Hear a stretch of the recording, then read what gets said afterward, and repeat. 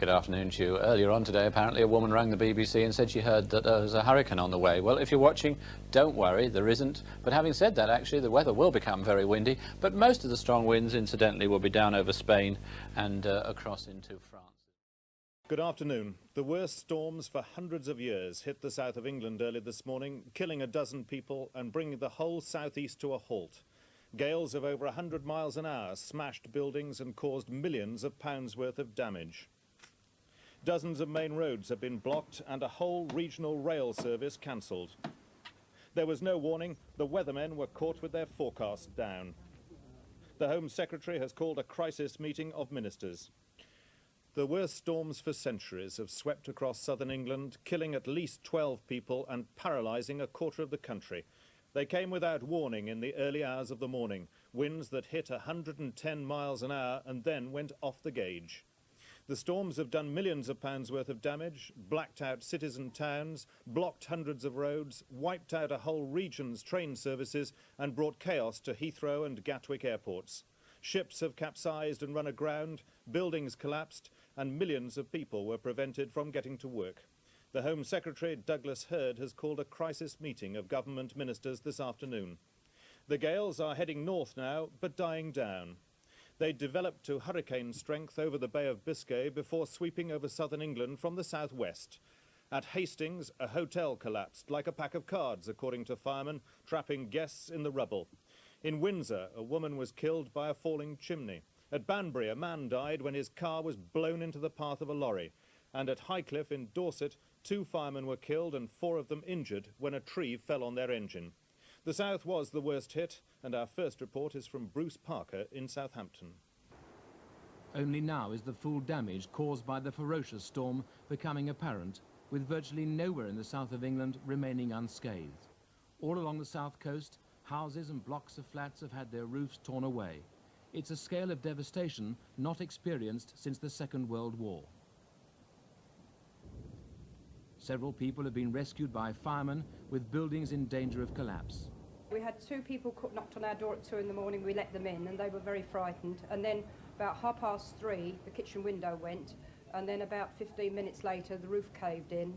And my husband was trapped in the chair and so was I. But the other 2 people left. But my husband's disabled and can't walk. So it took me nearly half an hour to get him onto the floor and drag him along to the bedroom at the end, which was still in one piece. And where is he now? He's just been taken to New Haven Hospital, I understand. 2 firemen were killed in Dorset when a tree fell on their fire engine. These Sussex policemen escaped unhurt when a tree fell on their patrol car. The centre of Brighton this morning was unrecognisable.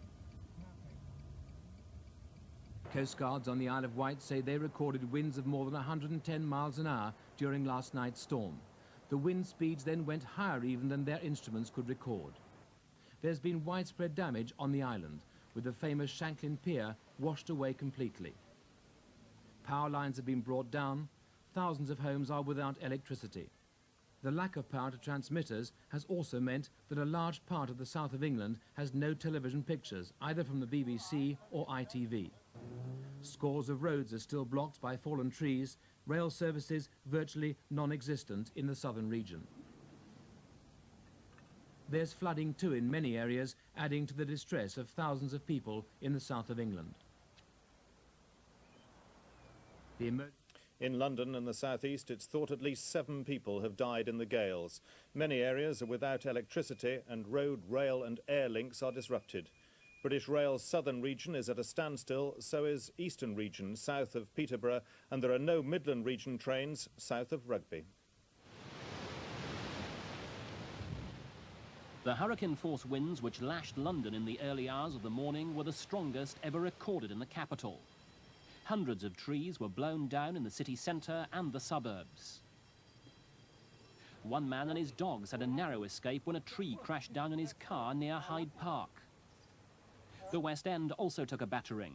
Some department stores had their shop fronts blown out. Scaffolding collapsed on cars in Belgravia, but luckily no one was hurt. The only person who died in London during the storm was a tramp who was sleeping rough near Lincoln's Inn. The fire brigade were inundated with a record number of emergency calls. A spokesman said they had not been alerted by the weather centre until just before the storm struck, and they were overwhelmed by requests for help. By dawn, the full scope of the damage was clear. Many roads were blocked by fallen trees. With rail links cut and tube and bus services curtailed, the police warned people to stay at home unless their journeys were really necessary. Some drivers managed to find a way through the obstacles. Many got stuck in huge traffic jams on the motorways into London and the M25 ring road. Council workmen are now busy trying to clear main roads as quickly as possible, but it will probably be several days before all roads are clear. In North London, firemen rescued a woman after a chimney collapsed and fell through every floor of a 3-storey building. She was taken to hospital but wasn't seriously hurt. The headquarters of the London Ambulance Service was blacked out for a time during the night by a power failure. But by early this morning, every ambulance in London was on the road dealing with routine and 999 calls. Small airfields around London were badly hit by the storm. Light aircraft worth around £10,000 each were torn from their moorings and blown onto their backs. The weathermen say that the storm has now moved away from the capital. The wind's heading north, but diminishing in force. On the east coast, hundreds of people have been evacuated amid fears of flooding, and people living near Felixstowe harbour have been moved from their homes after a tanker carrying toxic chemicals hit a jetty and started to break up. It's feared there could be an explosion. In Harwich, the ferry used to house Tamil detainees broke free from its moorings. They're now stranded on a mud bank. Gusts of up to 100 miles an hour across the eastern counties closed hundreds of roads. The driver of this lorry was taken to hospital after a tree crashed onto his cab. Another driver died in an accident in the Gales at King's Lynn. On the railways, nothing moved. It's likely to be at least 48 hours before services are back to normal. Power and phone lines are down. Engineers face a long struggle to restore supplies to remote villages. On the main roads, motorists weave their way around fallen trees, while some towns and villages remain cut off completely. The emergency services have been coping throughout the night and morning with thousands of calls for help. The long list of incidents growing longer by the minute, callers being urged to be patient. The official advice from the police, even in the main towns and cities, was for people to stay at home. Most schools remain closed for the day. Parents were told that it was considered too dangerous for children to venture out. Those that did venture out had to battle with the elements. It's hoped the storms will blow themselves out this afternoon so the big clear-up can begin. Many homes in southern England are still without electricity this morning after power lines were brought down in heavy winds. A short time ago, the Central Electricity Generating Board said it had restored supplies to the national grid, but that area boards still faced a long uphill battle to get electricity to consumers. Parts of London are still without power, and the worst hit areas outside the capital are Essex, Surrey and Kent. Staff at the CEGB's National Control Centre in London got their first inkling of trouble around 4 a.m. when power supplies on the south coast were disrupted. Within minutes, Dungeness power station was out of service, then the cross-channel link from France. Power stations and lines began going down like 9 pins. By 4:30, 90% of the southeast supply had to be shut down to stop the problem spreading to other parts of the country. In this situation, which was extremely rare indeed, we lost more generation than we normally plan to lose, and therefore we had no alternative than to take prompt action to cut consumers off. Have you ever known a situation like it? I've never known a situation as bad as this before. At 9 o'clock, the Energy Secretary arrived to hear how staff were coping with the emergency from the board chairman, Lord Marshall.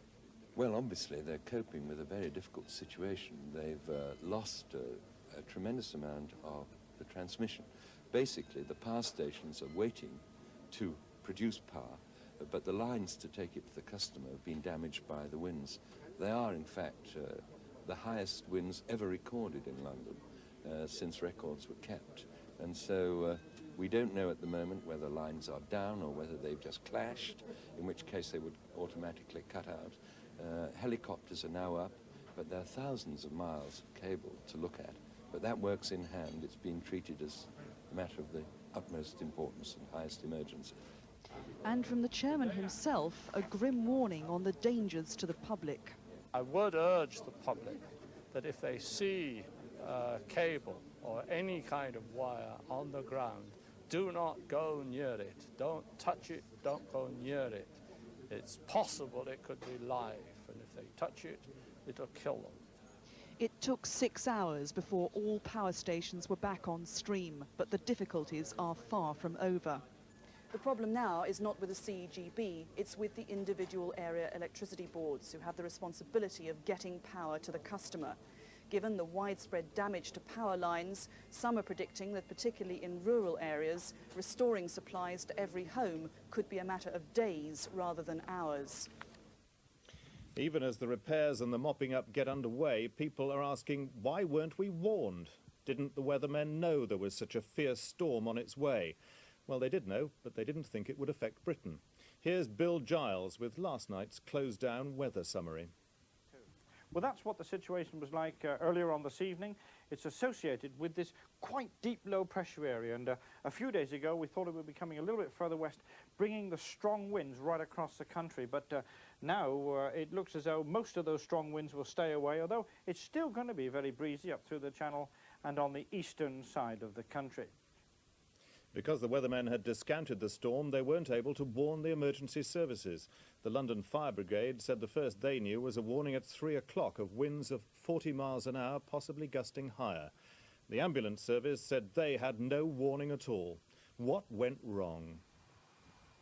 It took the country by surprise. The question is, why? At the headquarters of the Met Office at Bracknell in Berkshire, weathermen had seen something was brewing as long ago as last Sunday. But then there was no indication of just what was in store. By noon on Wednesday, the depression in mid-Atlantic seemed innocuous enough.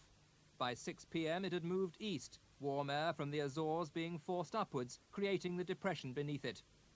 By 6 o'clock yesterday morning, 2 separate centres had formed and the depression had started to deepen as it entered the Bay of Biscay. By noon yesterday, the 2 centres began to merge, making it more intense. By 6 o'clock last night, the storm had gathered strength, forming itself into a spinning top of turbulence. By midnight, the storm centre was west of the Channel Islands. The depression suddenly deepened, whipping up some of the fiercest winds Britain has seen. Wind speeds averaging 75 miles an hour are hurricane force. That happens in America, where gusts reach 140 miles an hour and more. In London, there were gusts of 94 miles an hour. The average winds being storm force. At the London Weather Centre, the blue gauge registered the 94-mile-an-hour gust on the roof.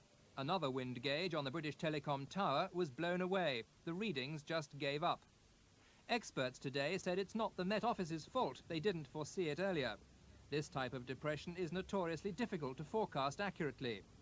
The weather in the upper atmosphere can be monitored with so-called upper air stations, weather balloons. Britain has 8 of these stations, not sufficient to forecast what happened last night. It was such a rare event that equipping the Met men to monitor it accurately would simply be too expensive. Well, joining me now from the London Weather Centre is the BBC's weather forecaster, Ian McCaskill. Well, Ian, you chaps were a fat lot of good last night.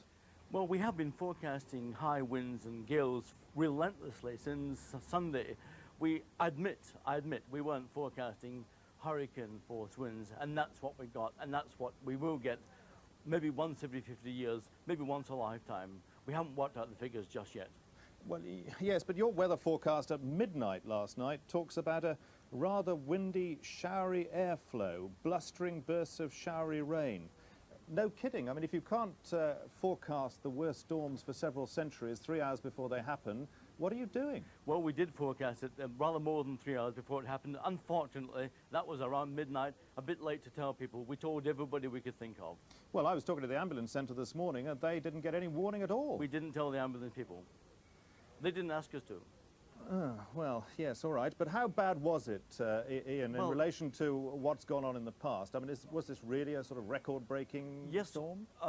The oldest people around here, and that's me, can't remember anything like it at all. We're starting to look in history books. We'll find a storm that looks like it in 1703. Now, there have been other stormy periods since then, Michael, but very little stronger than that, and not in the London area. We are quite confident that this is the strongest thing we can find for many, many years in London. Well, are you weathermen just shrugging your shoulders as a result of all this, or is there an inquest going on down there at the Weather Centre? Well, there is at this very minute, and there will be for the next several months. We are getting better and better. This one just stronger than we thought. Ian McCaskill, thanks very much. Oh, just very quickly, what's it going to be looking like? I mean, is this petering out, or yes, is other people going to get it? Yes, no, it's moving north. There are still gales in Lincolnshire and in Norfolk as well, but they are gradually moderating, and these winds will not return tonight. They will not return over the weekend. Ian McCaskill, thanks very much indeed. Well, listening